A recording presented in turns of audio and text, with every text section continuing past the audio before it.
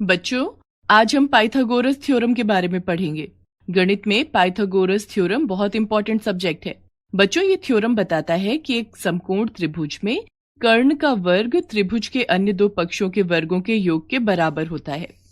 कल्पना बच्चों को पढ़ाई रही थी कि पीछे से किसी के हंसने की आवाज आई। कल्पना ब्लैक बोर्ड से हटकर बच्चों की तरफ आई। कौन हंस रहा है? क्या बात है? हमें भी बताओ जरा। पूरी क्लास को भी हंसने का मौका मिलना चाहिए। लेकिन किसी ने भी कोई जवाब नहीं दिया। शिखा और रश्मि, तुम दोनों ही हंस रहे थे ना? नहीं मैम, हम नहीं हंस रहे थे।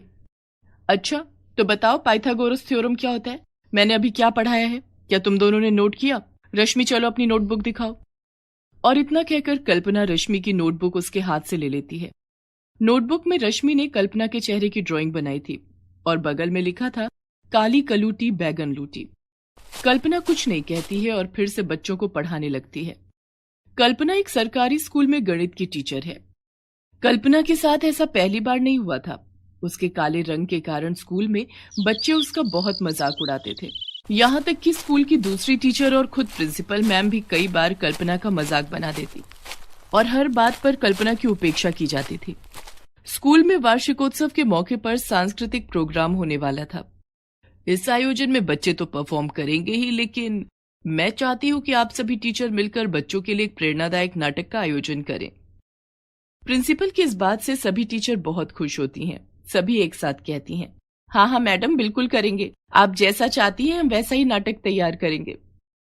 नाटक के सभी पात्रों के नाम की लिस्ट की सूचना बोर्ड पर लगा दी जाती है और सभी टीचर्स को तय समय पर रिहर्सल के लिए बुलाया जाता है। लेकिन उस लिस्ट में कल्पना का नाम कहीं भी नहीं था। ये देखकर कल्पना उदास हो जाती है और उस थिएटर में जाती है जहां सभी टीचर रिहर्सल कर रही थी। कल्पना को देखकर सभी आपस में कानाफूसी करने लगते हैं। सुकृति मैम, मुझे इस नाटक में क्यों नहीं लिया गया? प्रिंसिपल मैम ने कहा था इस नाटक में सभी टीचर्स को भाग लेना है। तभी पीछे से टीचर प्रीति की आवाज आती है, हम नहीं चाहते हैं कि हमारे नाटक में सिर्फ अंधेरा ही अंधेरा दिखाई पड़े। और ये सुनकर सब हंसने लगते हैं। कल्पना खुद को अपमानित महसूस करती है और वहां से चली जाती है। बस बहुत हो गया, मैं इस बात की शिकायत प्रिंसिपल मैम से करूंगी। कल्पना प्रिंसिपल के कमरे में जाती है और सारी बात बताती है। अरे कल्पना, इसमें उनकी गलती नहीं है। तुम्हारा रंग ही इतना काला है कि कई बार बच्चे तुम्हें देखकर डर जाते हैं। खुद को देखो, बिल्कुल ब्लैक बोर्ड जैसी लगती होगी। अच्छा यही होगा कि तुम इस प्रोग्राम से दूर ही रहो। प्रिंसिपल की बातें सुनकर कल्पना बहुत दुखी हो जाती है और स्कूल के वॉशरूम में जाकर फूट फूट कर रोने लगती है। उस दिन कल्पना का मूड बहुत उखड़ा हुआ था। शाम को जब वो स्कूल से घर आई, क्या बात है बेटी, आज तेरे चेहरे पर इतनी उदासी क्यों है? माँ, मुझे क्यों पैदा किया? पैदा होते ही मुझे मार क्यों नहीं दिया? मेरे काले रंग की वजह से स्कूल में सब मेरा बहुत मजाक बनाते हैं। बच्चे तो बच्चे, यहाँ तक कि टीचर और प्रिंसिपल भी मुझे ताने मारते हैं। अगर पैसों की दिक्कत नहीं होती तो ये नौकरी मैं कब का छोड़ देती। कल्पना बेटा, तू एक नौकरी छोड़ेगी तो दूसरी तो करनी ही पड़ेगी, और अगर वहां भी सबने तेरे काले रंग का मजाक उड़ाया तब तू क्या करेगी? हिम्मत रख मेरी बच्ची। इंसान अपनी सूरत से नहीं बल्कि अपनी सीरत से जाना जाता है। तू अपना व्यवहार सबके साथ अच्छा रख। तेरी अच्छाई एक दिन सबका दिल जीत लेगी। जो लोग आज काले रंग की वजह से तेरा मजाक उड़ाते हैं, कल वही तुझे गले से लगाएंगे। माँ की बात सुनकर कल्पना के दिल को थोड़ी तसल्ली मिलती है। अगले दिन कल्पना खुशी खुशी स्कूल गई। बच्चों को पढ़ाने के लिए जब वो क्लास में गई तो उसने देखा कि ब्लैक बोर्ड पर कल्पना के काले रंग पर ताना मारते हुए उल्टी सीधी बातें लिखी हुई थी। कल्पना उन्हें पढ़ने लगती है। क से काला, क से क्लास टीचर, क से कलमुही, बुरी नजर वाले तेरा मुंह काला, काला अक्षर भैंस बराबर। कल्पना समझ गई थी कि ये सब उसका मजाक उड़ाने के लिए किसी बच्चे की शरारत है, लेकिन कल्पना ने किसी से कुछ नहीं कहा। वो चुपचाप डस्टर से ब्लैक बोर्ड को साफ कर देती है और बच्चों को पढ़ाना शुरू कर देती है। बच्चों, आज हम जानेंगे कि क्षेत्रफल थ्योरम क्या है। आप सभी अपनी अपनी टेक्स्ट बुक निकाल लीजिए और पेज नंबर 75 पर देखिए। कल्पना पढ़ाई रही थी कि दूसरी क्लास से जोर जोर से चीखने, चिल्लाने और बच्चों के रोने की आवाजें आने लगी। मैम, मुझे बचाओ, मुझे बचाओ। कई बच्चे बचाओ बचाओ चिल्ला रहे थे। आवाज सुनकर कल्पना दौड़कर दूसरी क्लास की तरफ गई तो वहां का नजारा देखकर दंग रह गई। आग की तेज लपटों ने क्लासरूम को अपनी चपेट में ले लिया था। दरअसल क्लासरूम में शॉर्ट सर्किट की वजह से आग लग गई थी। क्लास की टीचर सुकृति मैम खुद तो आग से बचकर बाहर निकल आई थी। क्लास के कुछ बच्चे जो आगे की बेंच पर बैठे हुए थे वो भी बाहर निकल आए थे, लेकिन पीछे की बेंच पर बैठने वाले करीब 12 बच्चे क्लासरूम के अंदर फंसे हुए थे और खुद को बचाने की गुहार लगा रहे थे। सुकृति मैम, मुझे बचाओ, मुझे यहाँ से बाहर निकालो। लेकिन कोई भी उन बच्चों को बचाने के लिए आग में कूदने की हिम्मत नहीं कर पा रहा था। बच्चों की हालत कल्पना से देखी नहीं गई और अपनी जान की परवाह न करते हुए वो बच्चों को बचाने के लिए आग में कूद गई। कल्पना ने एक एक करके सभी बच्चों को क्लासरूम से सुरक्षित बाहर निकाला। इस हादसे में कल्पना काफी झुलस गई थी, लेकिन उसे इस बात की खुशी थी कि उसने सभी बच्चों की जान बचा ली। दूसरे दिन ये खबर शहर के सभी अखबारों की सुर्खियां बन गई और टीवी चैनलों पर दिखाई जाने लगी। पूरे शहर में कल्पना की बहादुरी की चर्चा हो रही थी। कल्पना झुलस जाने के कारण अस्पताल में भर्ती थी। कल्पना बेटी, मुझे बहुत खुशी है कि तूने सभी बच्चों की जान बचाई है। आज मेरा सर गर्व से ऊंचा हो गया। तभी वहां प्रिंसिपल मैडम आती है। सुमित्रा जी, आपकी बेटी बहुत बहादुर है और लाखों में एक है। इसने जो किया है वो कोई और नहीं कर पाया। हमें माफ कर दो कल्पना। मैं और स्कूल की सभी टीचर और बच्चे बहुत शर्मिंदा हैं। हमने तुम्हारे काले रंग का बहुत मजाक उड़ाया, तुम्हें अपमानित किया, लेकिन तुम्हारा दिल तो बहुत साफ और सुंदर है। तुमने अपनी जान पर खेलकर सभी बच्चों की जान बचाई। कैसी बात कर रही है मैम? आप मुझसे बड़ी हैं। आप माफी मांगते हुए अच्छी नहीं लगती। मुझे अब उम्मीद है कि अब कोई मेरे काले रंग का मजाक नहीं बनाएगा। कल्पना, आज पूरा शहर ही नहीं, पूरी दुनिया तुम्हारी हिम्मत की तारीफ कर रही है। तुम्हारे लिए बहुत बड़ी खुशखबरी है। कैसी खुशखबरी मैम? तुम्हारी बहादुरी को देखते हुए राज्य सरकार ने तुम्हें सम्मानित करने का फैसला किया है। खुद मुख्यमंत्री जी तुम्हें सम्मानित करेंगे और तुम्हें बढ़िया प्रमोशन और इंक्रीमेंट भी मिलने वाला है। तुम जल्दी से ठीक होकर काम पर आ जाओ। कुछ दिन के बाद कल्पना ठीक होकर दोबारा स्कूल ज्वाइन कर लेती है। कल्पना को राज्य सरकार की ओर से बहादुरी का पुरस्कार दिया जाता है। अब स्कूल में कोई भी कल्पना के काले रंग का मजाक नहीं उड़ाता था और सभी कल्पना की काफी इज्जत करने लगे। ये कहानी हिना की है, जिसके हाथों में गजब का हुनर था। बचपन से ही हिना को मेहंदी लगाने का बड़ा शौक था। बिना कहीं से सीखे वो मेहंदी के बहुत ही सुंदर डिजाइन बनाती थी, लेकिन उसके घर के हालात अच्छे नहीं थे। हिना जब सिर्फ 2 साल की थी, उसके अब्बा इस दुनिया से रुखसत हो गए थे। तब से उसकी अम्मी सबीना ही सब कुछ संभाल रही थी।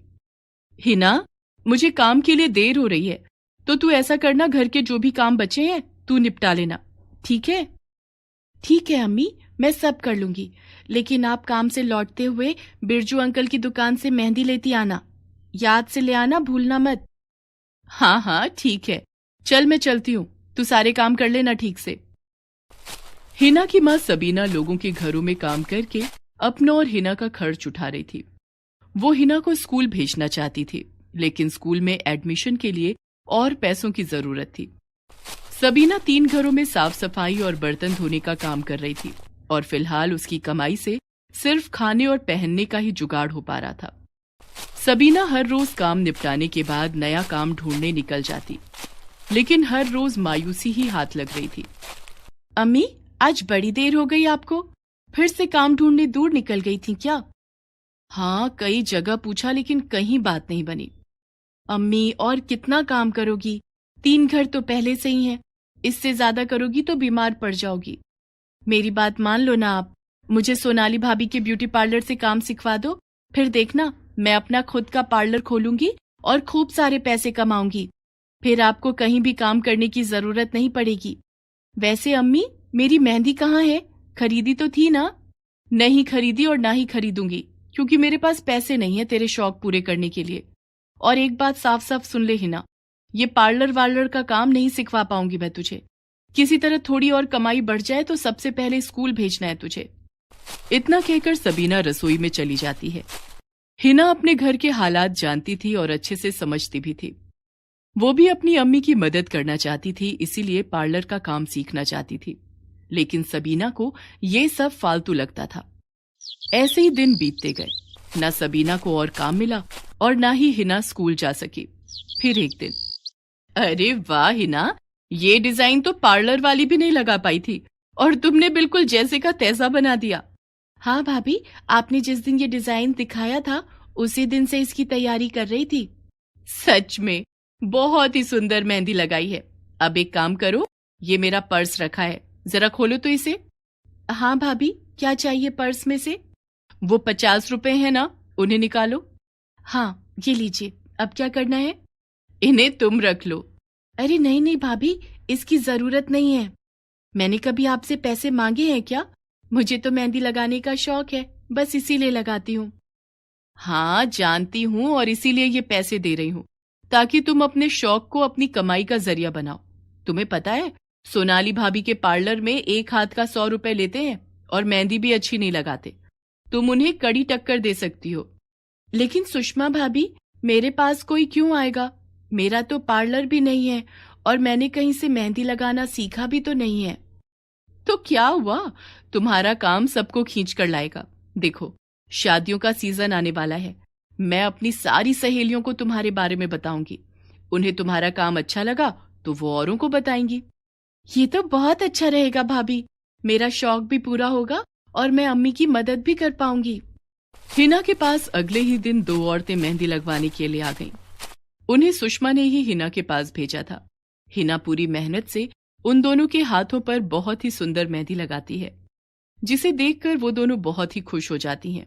इस तरह धीरे धीरे हिना के पास काफी औरतें और लड़कियां मेहंदी लगवाने उसके घर आने लगी और हिना घर बैठे बैठे कमाने लगी।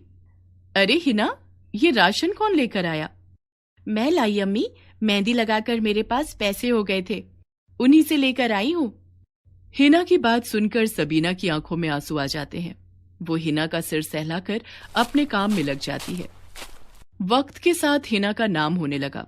मोहल्ले के मशहूर पार्लर के बजाय अब हिना के घर पर औरतों की भीड़ आने लगी। आपका सब कुछ हो गया, बस मेहंदी बाकी है। आइए मैं लड़के को बोल देती हूँ, वो फटाफट लगा देगा। नहीं नहीं नहीं, मेहंदी रहने दीजिए, वो मुझे कहीं और से लगवानी है। अरे पर ऐसा क्यों? आप मेहंदी लगवा कर तो देखिए, हमारे यहाँ प्रोफेशनल्स हैं। मैंने लगवा कर देखी है आपके प्रोफेशनल से मेहंदी, इसीलिए तो कहीं और से लगवानी है। आप मुझे बिल बताइए, मैं पे कर देती हूँ। सोनाली को समझते देर नहीं लगी कि वो ग्राहक किससे मेहंदी लगवाने वाली थी। कुछ तो करना ही पड़ेगा इस हिना का, ऐसे तो हमारे यहाँ से कोई मेहंदी लगवाएगा ही नहीं। कुछ सोच सोनाली, ये अपने पार्लर की इज्जत का सवाल है। हिना जिस दुकान से मेहंदी खरीदती थी, सोनाली ने उस दुकान वाले को कुछ पैसों का लालच देकर हिना की मेहंदी में केमिकल मिलाने के लिए तैयार कर लिया। हिना अनजाने में वही केमिकल वाली मेहंदी सबके हाथों में लगाती रही, जिससे ज्यादातर औरतों के हाथों पर एलर्जी हो गई और सभी हिना पर गुस्सा करने लगे। ये कैसी मेहंदी लगाई तुमने? हे भगवान, खुजा खुजा कर मेरे तो हाथ ही छिल गए। अब कैसे करूंगी मैं घर के काम? मुझे सोनाली के पार्लर से ही मेहंदी लगवानी चाहिए था। भले ही डिजाइन अच्छा नहीं बनता, लेकिन कम से कम मेरे हाथों पर ये एलर्जी तो नहीं होती। हिना को कुछ समझ नहीं आ रहा था कि ये सब क्यों हुआ। वो बहुत डर गई थी। उसने फौरन अपनी सारी मेहंदी पानी में बहा दी और रोने लगी। हिना, परेशान मत हो बेटी, सब ठीक हो जाएगा। नहीं अम्मी, खुदा पता नहीं किस गुनाह की सजा दे रहे हैं। मैंने तो इतने प्यार से मेहंदी तैयार की थी, इससे पहले तो कभी ऐसा नहीं हुआ। अब मुझसे मेहंदी लगवाने कोई नहीं आएगा, कभी नहीं आएगा। क्यों नहीं आएगा? खुदा अपने बंदों का इम्तिहान लेते हैं। अब ये तुम पर है कि तुम्हें हिम्मत करके इसे पार करना है या हार मानकर रोते रहना है। पहले मैं ही तुझे इस काम से दूर रहने को कहती थी, लेकिन अब मैं समझ गई हूं कि इसी काम में तेरी खुशी है और अब मैं तेरे साथ हूं बेटा। शुक्रिया अम्मी, लेकिन अब हम क्या कर सकते हैं? मुझे तो ये भी नहीं पता कि मेरी मेहंदी को आखिर हुआ क्या है। क्या हुआ था ये तो नहीं पता, पर अब आगे क्या करना है इसके बारे में सोचना चाहिए। मैं जिनके यहाँ काम करती हूँ ना, वो मैडम एक आयुर्वेद की डॉक्टर हैं। उन्हें मैंने तेरी मेहंदी दिखाई थी। उन्होंने बताया कि उसमें मेहंदी के अलावा कोई और चीज भी थी जो हाथों को नुकसान दे गई। लेकिन अम्मी, मैंने तो कुछ अलग से मिलाया ही नहीं, फिर ऐसा कैसे हुआ? हो सकता है ये बिरजू की मेहंदी में कुछ गड़बड़ हो।